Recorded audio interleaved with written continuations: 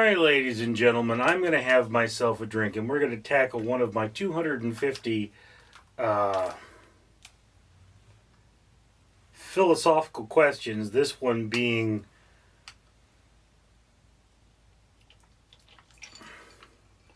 should there be a limitation of freedom of speech? And these things are tiny, so this is a Claffey's Frozen Cocktail Purple Party. That sounds so gross. And I have previously had this Rancho La Gloria lime margarita in there, so it should change the flavor some.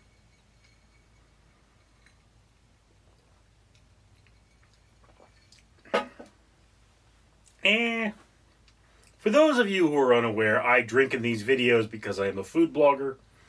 I just filmed my review for this product. So now, after I've drinking that much to review it, I have to use it up. So how I get the most out of it is not by drinking myself blind, but rather drinking in these videos.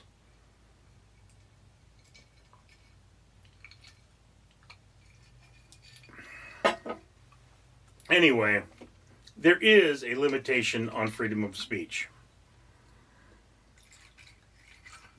Look at Rudy Giuliani. He went and did some lying, and they sued him for what's called defamation. Defamation is not cool, Rudy. You really screwed yourself up. Typically speaking, you can't walk up to somebody in the middle of the street and start yelling at them and verbally attacking them, because that's a limitation of freedom of speech.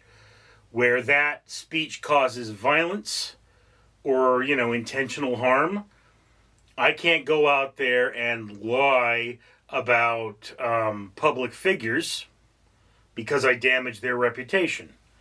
Typically speaking, if you're speaking about somebody and they're not a public figure, they can't really sue you for it because it's damaging their public image. That is what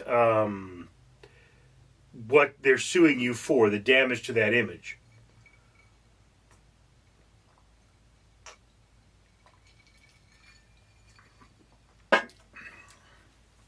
So it's like when my neighbors talk behind my back, they get with their chismosas and they say, "Oh, Richard's weird. Yes. He thinks we did bad things to his cats." Okay. But I'm not a public figure. You can't say there's any damage.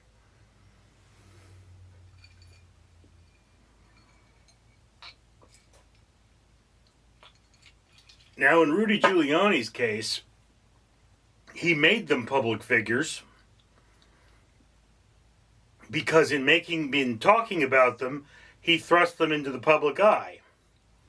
Now people are harassing them, so there's damages. That's kind of how freedom of speech works. I mean, one of the things that happened is, somebody came out there and said, "Hey, U.S. government, can we tell people there are UFOs?" And the U.S. government is, "Oh, well, I mean, it's freedom of speech. You can tell them whatever you want." And then they go, "The U.S. government said we can't. They said that we can tell people there are UFOs. That means there must be UFOs." Doesn't work that way. You could go around saying that there are spiders with blue buttholes, but I mean, there may or may not be. We can't disprove that there are. And I mean, even if we did, you could say that. Nothing prevents you from, show me the injured party. Spiders aren't going to be like, "You're saying our buttholes are the wrong color." It doesn't work that way. So yeah, I mean,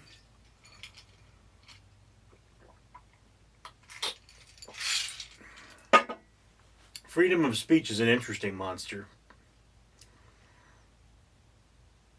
So yeah, but there has to be a limitation to the freedom of speech.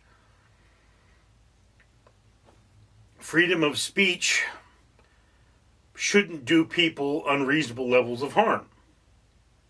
That's the law, you know? I also believe it would be against the law for somebody to write a song about me. I'm not a public figure.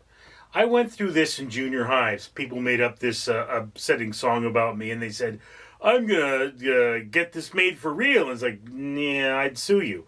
Well, but people can make fun of Michael Jackson. Yeah, he's a public figure. I'm not. So there is a reversal to that. You know, I can make fun of Michael Jackson because Michael Jackson, I mean, when he was alive, obviously, public figure, and I mean, it's within, so long as people know that you're joking, you know. But if you go out there and you say seriously, like, a public figure is, for example, a child molester, you know, if you're saying, I know this person molested a child, it doesn't matter who they are. I'm pretty sure they can sue you for it. Unless you know, unless you have some kind of evidence.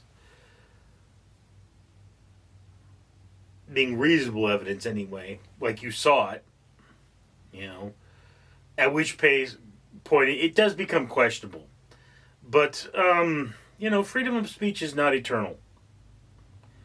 There are limitations, and there should be limitations, because there should always be limitations. Limits are what generally define the hero from the villain. I mean, you know, Alan Quatermain in King Sullivan's Mines. Alan Quatermain wants the diamonds to get rich, and the German army wants the diamonds to pay for their takeover of the world. You know, it's, one has a limitation, it hurts no one, the other one is bad. Anyway, so that's just my opinion, and I'd love to hear yours in the comments below. I'm Richard. Rockin'! I'm Danger Ducky, and I'm telling you, it's time to comment, like, and subscribe, because it's the right thing to do. Yeah, that's right. This channel's awesome, and you should be a part of that. So, tell your friends, and rock on!